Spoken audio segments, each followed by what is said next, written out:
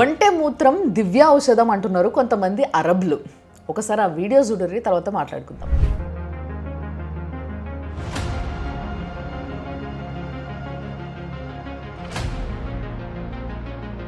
చూసిరు కదా, ఒంటె మూత్రం తాగుతున్నారు, ముఖం కడుక్కుంటున్నారు. అట్లా ముఖం కడుక్కుంటేనట స్కిన్ కేర్ లాగా పనిచేస్తుందంట. అదే తాగితేనేమో ఏమైనా కడుపు ఇష్యూస్, లివర్ ఇష్యూస్ ఉంటే వాటికి పనిచేస్తుందట. అందులో కూడా మళ్ళీ ఒంటె మూత్రంలో ఒంటె పాలు కలుపుకొని తాగితే ఇంకా బెస్ట్ రిజల్ట్స్ ఉంటాయంట.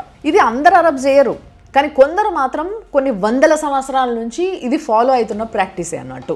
అయితే వాళ్ళ పురాణాలు చెప్తున్న ముచ్చట ఏంది అని అంటే, ఇట్లా ఒంటె మూత్రంతో ముఖం కడుక్కోవడం వల్ల స్కిన్కి ఎటువంటి ఇష్యూస్ రాకుండా మంచిగా గ్లోయింగ్ ఉంటుందంట. అండ్ అదే మూత్రంతో ఒకవేళ హెయిర్కి అప్లై చేసుకున్నా, వాష్ చేసుకున్నా కూడా జుట్టు మంచిగా షైన్ అవుతుందంట, యాంటీ డాండ్రఫ్ లాగా పనిచేస్తుందంట. అంతేకాకుండా ఆ మూత్రంలో ఒంటె పాలు కలిపి ఇట్లా కన్జ్యూమ్ చేస్తే కడుపుకి సంబంధించిన ప్రాబ్లమ్స్ కానీ లేకపోతే లివర్కి సంబంధించిన ప్రాబ్లమ్స్ కానీ ఏమైనా ఉన్నా కూడా అవి సాల్వ్ అవుతాయంట. ఒకవేళ వచ్చేది ఏమైనా ఉన్నా కూడా రాకుంటుంటాయట. కానీ వాళ్ళ దాంట్లోనే ఇంకొంతమంది అది అపవిత్రం, ఒంటె మూత్రం అట్లా తాగొద్దు అని చెప్పేసి అంటూ ఉంటారనమాట. అండ్ ఇంకొకటి ఏంటంటే WHO కూడా చాలా స్ట్రిక్ట్గా ఎవ్వరు తాగడానికి వీలు లేదు అని చెప్పేసి చెప్పింది. ఎందుకు అని అంటే 2023లో ఎవరో క్యాన్సర్ పేషెంట్స్ దీన్ని కన్జ్యూమ్ చేసారట మంచిది అనుకొని.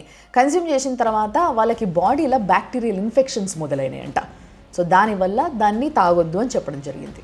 అండ్ సైంటిఫికల్గా కూడా క్యామెల్ యూరిన్ తాగడం అనేది చాలా డేంజర్ అని అంటున్నారు. ఎందుకు అని అంటే క్యామెల్ యూరిన్ చాలా కాన్సన్ట్రేటెడ్ ఉంటుందంట. హై మినరల్స్ అండ్ సాల్ట్స్ ఉండడం వల్ల డీహైడ్రేషన్ అవుతుంది అండ్ కిడ్నీస్కి చాలా ప్రాబ్లం, కిడ్నీస్ ఫెయిల్ అయ్యే అవకాశం ఉంది అని చెప్పేసి చెప్తున్నారు.